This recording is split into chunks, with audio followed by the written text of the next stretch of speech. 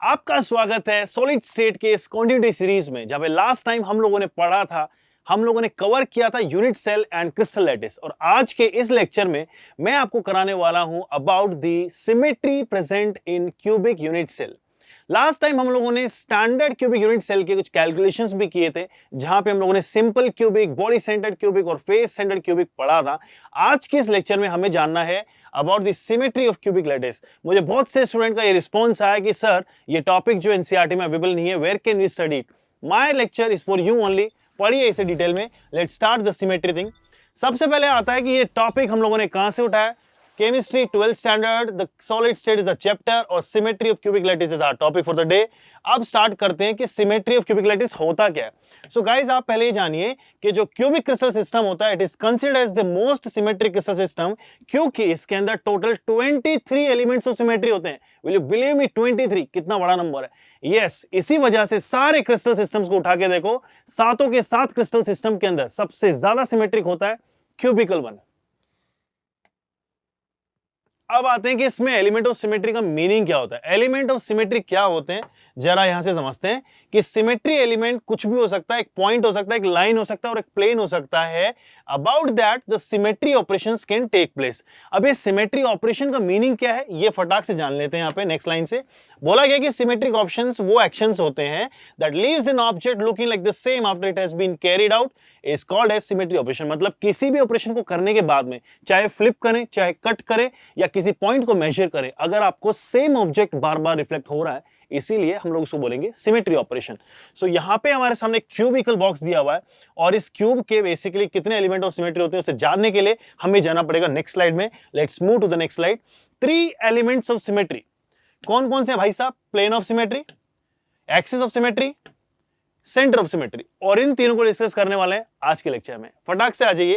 सबसे पहला जानते हैं प्लेन ऑफ सिमेट्री होता क्या है। तो गाइज, ये एक हाइपोथेटिकल प्लेन होता है जिस प्लेन के थ्रू अगर किसी भी पर्टिकुलर अगर ऑब्जेक्ट को मैं कट करूं तो इक्वल हाफ में डिवाइड हो जाए। फॉर एग्जांपल, अगर क्यूब की बात करें तो क्यूब तो ऑलरेडी बड़ा सिमेट्रिक होता है। अगर मैं उसको कुछ ऐसे काटूं कि 2 इक्वल इमेजेस मुझे मिल जाए तो उसे मैं बोलूंगा द प्लेन ऑफ सिमेट्री।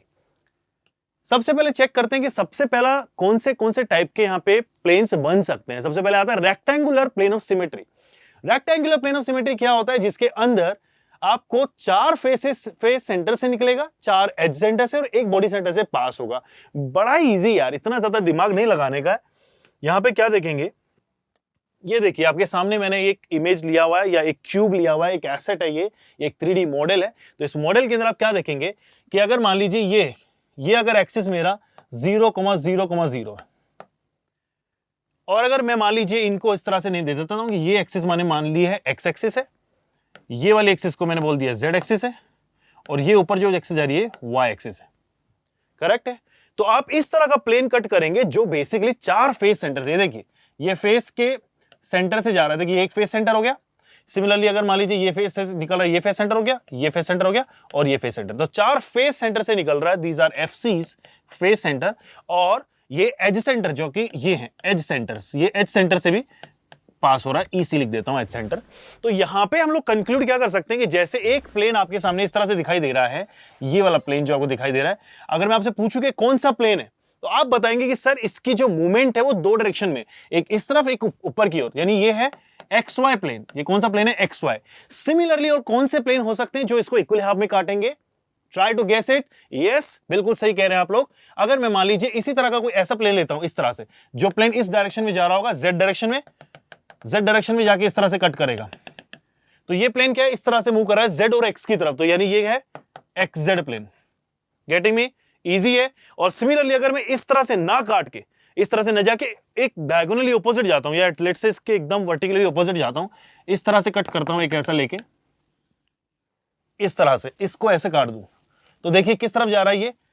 कौन सा डायरेक्शन आपको बताइए? ये ऊपर की तरफ है और हॉरिजॉन्टल की जगह पे इस पर्टिकुलर लाइन ट्रेवल कर रहा है। तो आप बोलेंगे कि सर ये बन जाएगा हमारे पास में वाई जेड प्लेन। तो देखो कितने प्लेन्स आपके पास में मिले, X Y, Y Z, Z X. बस तीनों प्लेन को अगर आप मिला देंगे तो ये तीनों काम करें रेक्टेंगुलर प्लेन ऑफ सिमेट्री के नाम से। अब फटाक से जानते हैं कि और कौन से ऐसे प्लेन ऑफ सिमेट्रीज होते हैं। देन आता है डायगोनल प्लेन ऑफ सिमेट्री। देखो भाई सिंपल सी बात है कि अभी तो मैंने इसको काटा था इस तरह से कि हमारा जो ये पर्टिकुलर क्यूब था वो बीच में से अपने फेस के सेंटर में से कट रहा था। अगर इसी को मैं कुछ इस तरह से काटूं डायगोनली, या एक पर्टिकुलर एज से लेके दूसरे डायगोनल एज के अंदर में चला जाऊं, देखिए इसको ध्यान से देखिए, तो अगर आप यहां से EH से लेके CB या BC तक पहुंचते हैं तो ये बेसिकली कहलाएगा आपका डायगोनल प्लेन ऑफ सिमेट्री। तो इसके अंदर क्या देखेंगे आप कि ये पास हो रहा है एक तो बॉडी सेंटर से, एक तो ये बात आप जान लें कि सारे के सारे एलिमेंट ऑफ सिमेट्री हमेशा पास होते हैं बॉडी सेंटर से, चाहे प्लेन ऑफ सिमेट्री हो, चाहे एक्सिस ऑफ सिमेट्री हो, चाहे बॉडी सेंटर या सेंटर ऑफ सिमेट्री हो, तो हमेशा बॉडी के सेंटर से पास होंगे। प्लस ये क्या कवर कर रहा है, ये कवर कर रहा है 4 एजेस, यानी आप कह सकते हैं 2 एजेस कवर कर रहा है, 4 कॉर्नर्स कवर कर रहा है। उसी के साथ में ये जो 2 फेसेस हैं, 2 फेसेस के सेंटर से पास हो रहा है, इसलिए लिखा हुआ है यहां पे कि it passes through 4 corners, 2 face centers and 2 edge centers and 1 body center. So there are total 6 number of POS। देखो यार बिल्कुल सिंपल सी बात है, थोड़ा बहुत गणित लगा लेते हैं हम लोग। सिंपल सी बात यह है कि देखो ये एक एज है और ये डायगोनली अपोजिट दूसरा एज है, बॉडी के डायगोनल से पास हो रहा है। लास्ट क्लास में जहां पे मैंने आपको क्यूब के स्टैटिस्टिक्स सिखाए थे, वहां पे मैंने बताया था कितने कॉर्नर, कितने एजेस, कितने आपके पास में वर्टाइसेस और कितने नंबर ऑफ फेस सेंटर्स वगैरह होते हैं। तो वहां पे हम लोगों ने क्लियरली पता किया था कि बॉडी का डायगोनल क्या होता है। तो 2 बेसिकली वर्टाइसेस के बीच में बॉडी का डायगोनल जो होगा वो पास होता है बॉडी के सेंटर से, यानी यहां पे कहीं आपका बॉडी का सेंटर होगा। अब आप देखिए कि 12 एजेस हैं हमारे पास में, और 12 एजेस में से 2 जब एजेस मिलते हैं तो हमारे पास में बन रहा है एक आपका POS, जो कि कौन सा है, डायगोनल POS, DPOS 1। तो 12 से कितना बन जाएगा, 12 divided by 2 is equals to 6, यानी total number of diagonal plane of symmetry होंगे 6। तो यानी आपको अगर मैं पूछूं कि दोनों मिला के कितने टोटल हो गए, तो आप बोलेंगे कि सर ऊपर वाले 3, नीचे वाले 6, टोटल मिला के 9 प्लेन ऑफ सिमेट्री होते हैं किसी भी पर्टिकुलर क्यूब के अंदर। आगे बढ़ते हैं एक्सिस ऑफ सिमेट्री जानने के लिए। Here we have axis of symmetry, AOS। अब इसको जानने के लिए थोड़ा सा दिमाग लगाना पड़ेगा कि एक्सिस ऑफ सिमेट्री का मीनिंग क्या है।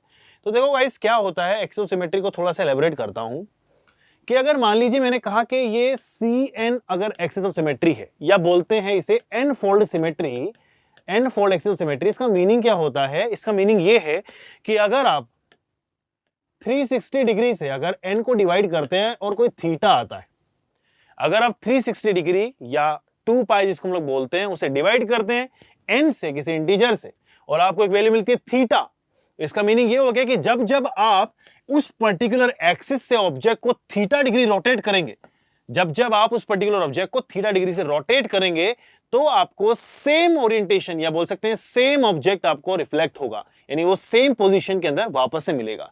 बस यही है इसका मीनिंग, बहुत इजी था। अब आप ध्यान से देखें कि n की कौन सी वैल्यू नहीं हो सकती है। मुझे मेरे कमेंट सेक्शन में आंसर चाहिए कि n इक्वल्स टू 1 2 3 4 5 6 में से कौन सी वैल्यू इनकी नहीं हो सकती है। मुझे आंसर आप कमेंट सेक्शन में बताएंगे। तब तक के लिए आगे बढ़ जाते हैं इसको थोड़ा डिटेल में जानने के लिए। मैं स्टार्ट करने वाला हूं सबसे पहले टाइप ऑफ सिमेट्री, जिसका नाम है 4 fold axis of symmetry. 4 fold axis of symmetry का मीनिंग क्या होता है कि यहां पे n की वैल्यू कितनी है, 4। यानी आपको ये जानने को मिलेगा कि भैया अगर आप इसको किसी भी सब्सटेंस को या किसी पर्टिकुलर क्यूब को कितने से रोटेट करेंगे, 4 का मीनिंग क्या हो गया, जरा दिमाग लगाओ उसमें सभी लोग। अगर n की वैल्यू मैंने डाल दी है 4, इसका मतलब थीटा कितना आएगा, थीटा क्या होता है, तो 360 डिवाइडेड बाय n, और n कितना है 4, तो यानी कितना आ गया 90 डिग्री। यानी जब जब आप 90 डिग्री से घुमाएंगे, इस पर्टिकुलर एक्सिस के थ्रू 90 डिग्री से घुमाएंगे, तो आपको हर 90 डिग्री पे सेम ओरिएंटेशन मिलेगा। और ये एक देखिए यहाँ पे, इसको देखिए, अगर मैं मान लीजिए इस क्यूब को इस तरह से 90 डिग्री घुमा रहा हूँ 90 डिग्री से, तो क्या मुझे सेम क्यूब मिल जाएगा? ऑफ कोर्स सी बात है, यही तो ब्यूटी है एक क्यूबिक यूनिट सेल की, क्योंकि ये होता है हाईली सिमेट्रिक, हर 90 डिग्री के एंगल पे आपको मिलेगा सेम क्यूब फिर से। अब इसको थोड़ा सा और आगे बढ़ जाते हैं कि ऐसे फिर कितने पॉसिबिलिटीज हो सकती हैं। तो गाइस ऐसी 3 पॉसिबिलिटीज हो सकती हैं, X axis, Y axis, Z axis. अगर तीनों के थ्रू आप किसी भी पर्टिकुलर क्यूब को घुमाते हैं तो इस तरह से आपको टोटल 4 एक्सिस ऑफ सिमेट्रीज या 3 एक्सिस ऑफ सिमेट्रीज मिलेंगी, जिनका नाम होगा C4 या 4 fold axis of symmetry. Coming to the second one, that is 3 fold axis of symmetry, यानी C3। अभी n की वैल्यू कितनी है, 3। अगर n की वैल्यू 3 है तो थीटा कितना हुआ, 360 बाय 3, दैट इज 120 डिग्री। अब 120 डिग्री के लिए बेटा आपको एक ध्यान चीज रखनी पड़ेगी, एक चीज ध्यान में डाल लो, इसको आप लर्न कर लो इस बात को कि 120 डिग्री के हिसाब से घुमाने के लिए जो आपकी एक्सिस होगी वो पास होती है आपके बॉडी डायगोनल के थ्रू। अगर बॉडी डायगोनल से थ्रू अगर आप इस क्यूब को रोटेट कर देते हैं इस तरह से, इस क्यूब को अगर आप रोटेट कर देते हैं 120 डिग्री, ये देखिए अगर मैं इसे 120 डिग्री रोटेट कर देता हूं इस तरह से, ये देखिए 120 डिग्री पे, तो क्या मुझे सेम क्यूब मिला फिर से? यस, यानी मैंने रोटेट किया था इस एक्सिस के थ्रू जो कि बॉडी डायगोनल था। कितने बॉडी डायगोनल होते हैं, कितना पढ़ाया था लास्ट क्लास में मैंने? 4। यस, इसी वजह से कितने नंबर ऑफ हमारे पास में 3 फोल्ड एक्सिस ऑफ सिमेट्री आएंगे? 4। The very third one is 2 fold axis of symmetry. 2 fold का मीनिंग क्या हो गया भाई? थीटा इक्वल्स टू आएगा 360/2, दैट इज 180 भाई 180 डिग्री पे घुमाने के बाद में। एक क्वेश्चन बताओ, क्या ये पेन मेरे हाथ में, इसमें 180 डिग्री से रोटेशन पे सेम चीज मिलेगी? यानी क्या मैं कह सकता हूं कि इसमें 2 फोल्ड एक्सिस ऑफ सिमेट्री है? जरा घुमाओ इसे, ये 120 के बाद में चेंज हो चुका है। जहां पे आपको लेफ्ट साइड के अंदर दिख रही थी टिप, यानी मेरे राइट में दिख रही थी, वहीं पे अभी ये उल्टा हो गया है, लेफ्ट राइट। ये देखिए, इसका मीनिंग ये हो गया कि इसके अंदर 2 फोल्ड सिमेट्री या C2 सिमेट्री नहीं है। Getting me? लेकिन अगर इसी को मैं इस तरह से कर दूं एक्सिस को, तब मिल जाएगी। खैर इस पोजीशन में तो आपको हर एक में सेम ही मिलेगा, क्योंकि ये तो infinite axis of symmetry poses करेगा इस पर्टिकुलर एक्सिस के थ्रू। तो हर रोटेशन पे, हर एक थीटा के ऊपर आपको ये मिलेगा। अभी आ जाते हैं फिर से हमारी बात में कि हमने जानना था कि यहां पे तीसरा था 2 फोल्ड, यानी 180 पे घुमाने के बाद में अगर आपको सेम चाहिए तो कहां से घुमाए? तो बेटा सिंपल सी बात है, इसको थोड़ा सा जूम करके देख लो कहां से घुमाना पड़ रहा है। ये देखिए क्यूब, क्यूब की ब्यूटी देखिए, ये कहां से घुमाने पे सेम मिलेगा। अगर आपकी एक्सिस एक फेस के एक एज से निकलती है और वन एज के ऑपोजिट एजेस पे जाके निकलती है, तो ये आपका एक बोला जाएगा 2 फोल्ड एक्सिस ऑफ सिमेट्री। यानी इसके थ्रू जब भी आप घुमाएंगे, देखिए इसके थ्रू जब भी आप घुमाएंगे, इसके थ्रू जब भी आप घुमाएंगे, तो ये आपको इस तरह से सेम इमेज वापस से मिल जाएगी एक क्यूब की 180 डिग्री रोटेशन के बाद में। और आप मुझे बताइए tell me how many number of axes are there? 12। एक पर्टिकुलर एक्सिस ऑफ सिमेट्री कहां से पास हो रही है आपकी? एक एज से दूसरे एज के सेंटर पे, और टोटल एजेस कितने हैं? 12। यानी टोटल हमारे पास में ये 2 फोल्ड एक्सिस ऑफ सिमेट्री कितने मिलने वाले हैं? 6। यानी टोटल मिला के कितना हो गया बॉस? टोटल मिला के आप बोलेंगे सर 3 + 4 + 6 13 होते हैं axis of symmetry inside a cube. यानी 13 एक्सिस ऑफ सिमेट्री और 9 प्लेन ऑफ सिमेट्री। अब बचा हुआ है एक हमारे सामने, जिसके वजह से होंगे total 23 axis of symmetry, element of symmetry.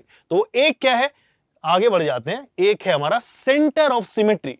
हर किसी यूनिफॉर्म बॉडी में, अगर किसी भी बॉडी को आपको लगता है कि सिमेट्री है, तो उस सिमेट्री के अंदर हमेशा प्रेजेंट होगा सेंटर ऑफ सिमेट्री। ये एक ऐसा इमेजिनरी पॉइंट होता है, ऐसा हाइपोथेटिकल पॉइंट होता है बॉडी के इनसाइड, जहां से अगर मान लीजिए फारदेस्ट लाइन आप ड्रॉ करेंगे, तो अगर एक पॉइंट से शुरू हुआ है और सेकंड पॉइंट पे जा रहा है अगर वो लाइन, तो हमेशा इस पॉइंट के थ्रू जो डिस्टेंस आएगी इक्वल आएगी। जरा फटाफट से मैं इस चीज को आपको डिटेल में समझा देता हूं। यानी हमेशा एक बॉडी के अंदर एक ही ऐसा पॉइंट प्रेजेंट हो सकता है। अब आते हैं इसको थोड़ा डिटेल में जानने के लिए कि मैं कहना क्या चाहता हूं।